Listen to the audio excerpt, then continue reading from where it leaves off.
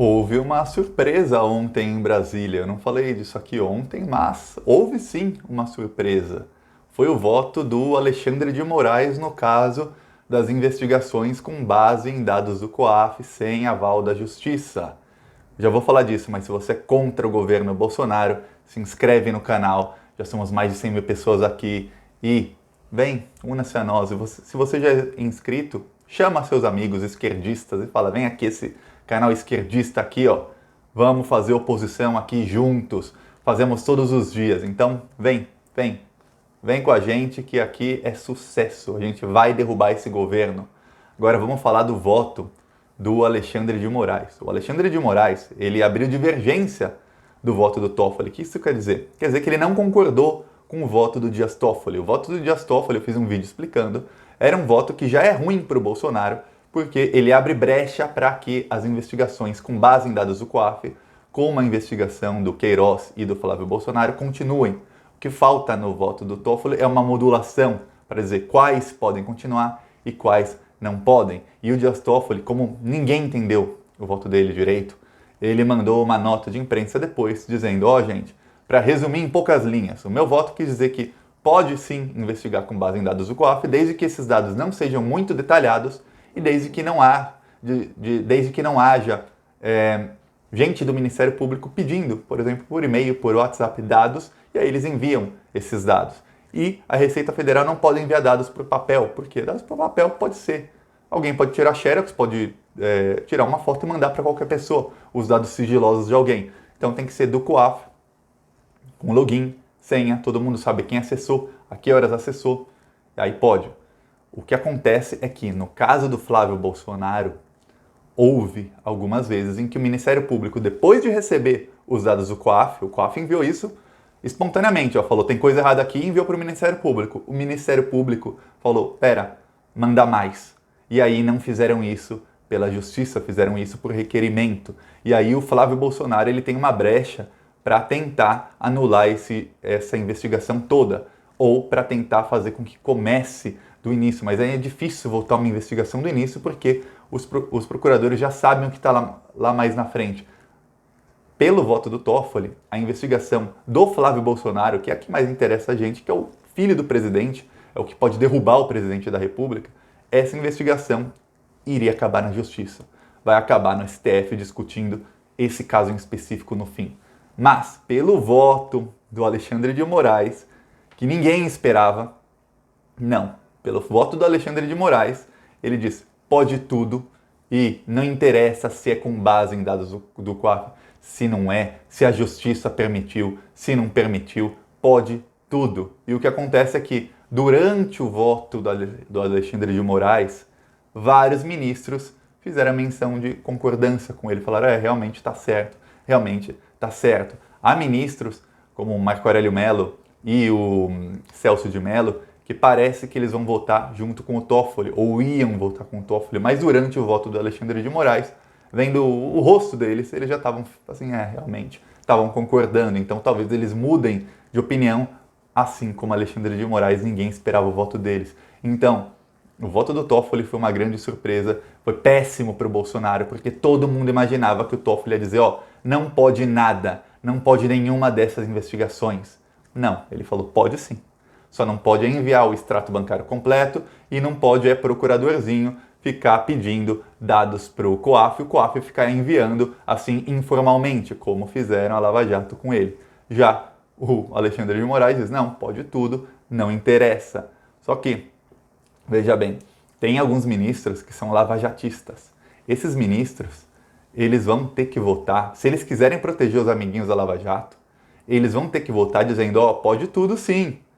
Não tem como eles fazerem uma modulação dizendo pode tudo, mas a do Flávio Bolsonaro não pode. Não. Eles vão ter que, se disser que pode tudo. E aí, o Flávio Bolsonaro está ferrado. Porque são 3 votos, é o Fachin, o Luiz Fux e o Barroso. Não tem como eles fazerem um malabarismo dizendo, pode enviar informalmente dados, que é o que o Deltan Dallagnol fez. Ele pedia dados informalmente pelo Telegram e alguém na Receita Federal enviava para ele dados da mulher do Toffoli, do Dias Toffoli, dados do Gilmar Mendes. Não tem como esses ministros disserem, pode tudo, mas não pode essa investigação aqui, nesse caso do Flávio Bolsonaro não pode. Não, não tem como. Então o Flávio Bolsonaro e o Bolsonaro lá em Brasília já começou o pânico. Por que o pânico? Porque eles já sabem que tem o voto do Toffoli que deixa dúvidas, tem o voto do Alexandre de Moraes que diz, pode, só falando sobre o Flávio Bolsonaro, continua a investigação. Se todo mundo concordar com o Alexandre de Moraes, continua a investigação. E tem 3 votos que não tem malabarismo que eles possam fazer para que não continue a investigação do Flávio Bolsonaro. Então tem pelo menos 4 votos que vão ferrar o Flávio Bolsonaro e vão fazer com que essa investigação ande, a investigação da rachadinha dos funcionários fantasmas, da inteirinha. Inteirinha é quando o Flávio Bolsonaro pegava os dados de alguém, CPF, RG, tudo, colocava essa pessoa como contratada no gabinete, a pessoa nem sabia que estava contratada e ele embolsava o dinheiro inteiro. Tinha gente lá ganhando 16 mil por mês e não fazia ideia de que era contratada. A revista Época foi lá na casa das pessoas e as pessoas disseram, não, eu fui contratado, me dá esse dinheiro.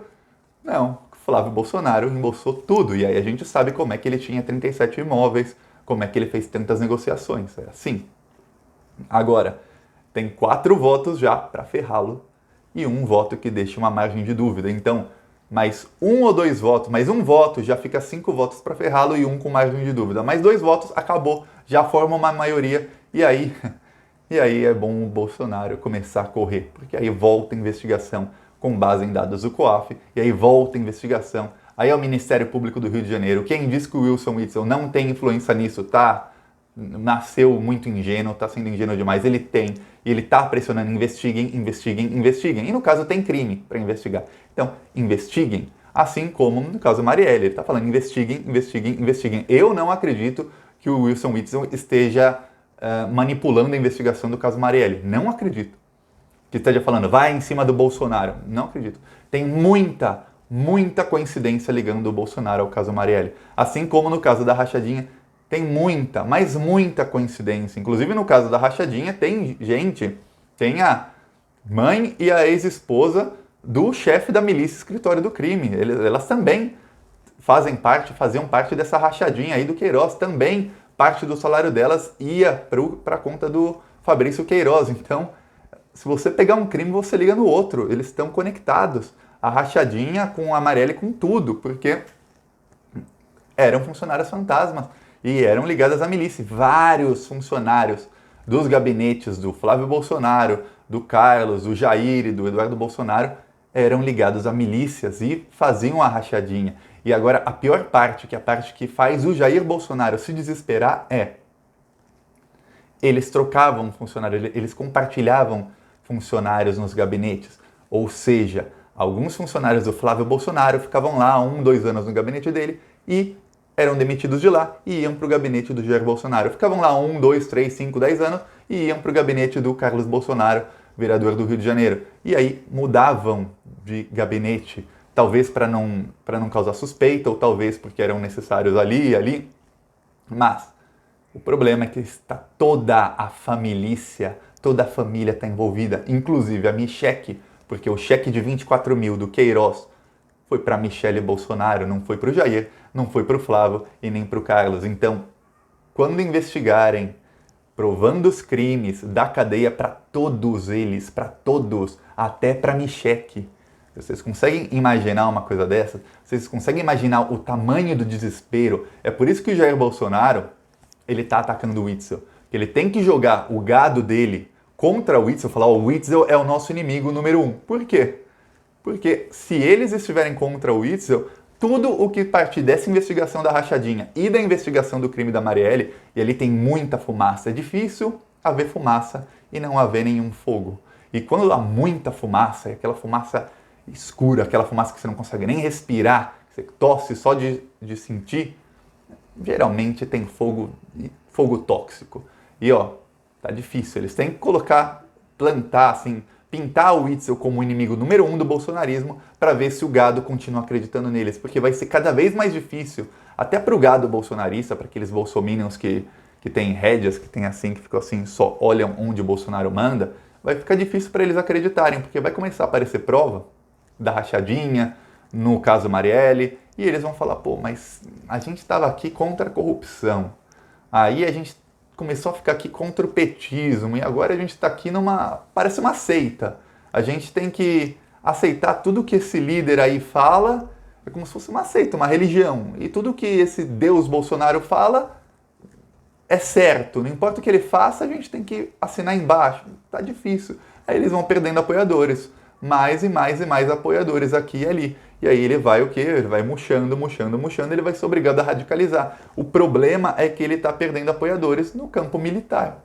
Os militares já pediram a demissão do ministro da Educação. Você não imaginava 6 meses atrás, eu não estou falando um ano atrás. Um ano atrás você não imaginava nada disso. Você imaginava? Eu não imaginava.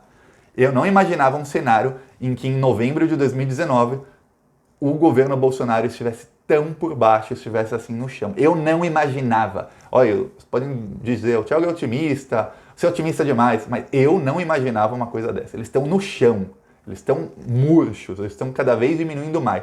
Mas 6 meses atrás, você imaginava os militares pedindo a demissão do ministro da Educação, desse imbecil desse ministro? Eu não imaginava. Ele está para ser demitido, inclusive o Bolsonaro está fazendo com ele o que fez com outros ministros, com o ministro anterior da Educação, que fala que vai demitir, a imprensa dá a nota que ele vai demitir, ele desmente, fala que a imprensa é fake news, olha, a Folha é fake news, a Globo é fake news, todo mundo é fake news.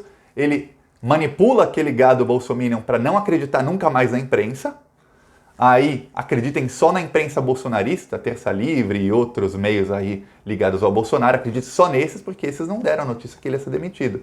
E aí depois de 1 ou 2 semanas ele demite. E aí o gado, como é gado, né? Você manda o gado para lá, não acredito mais neles. Mas depois no fim ele demite. Ele fez isso com outro ministro da Educação, ele soltou a nota de que ia demitir, no fim não, logo depois ele falou, não vou demitir, era tudo fake news. Ficou a imprensa inteira assim, como assim? E no fim ele demitiu mesmo. E a imprensa se passou por mentirosa, mas ele demitiu. Essa é a tática do Bolsonaro. Ele faz sempre isso na comunicação. É uma tática, naquele livro A Arte da Guerra, fala muito sobre isso. Quando você for atacar pela direita, faça o inimigo pensar que você vai pela esquerda. Quando você for atacar pela esquerda, faça com que ele pense que você vem pela direita. Confunda sempre o inimigo. E o Bolsonaro faz isso muito bem com a imprensa. A imprensa e a esquerda, eles mordem todas as iscas do Bolsonaro. É incrível. Qualquer isca, por mais estúpida que seja, a esquerda morde. Quando eu digo a esquerda, eu quero dizer a maioria da esquerda, não todos.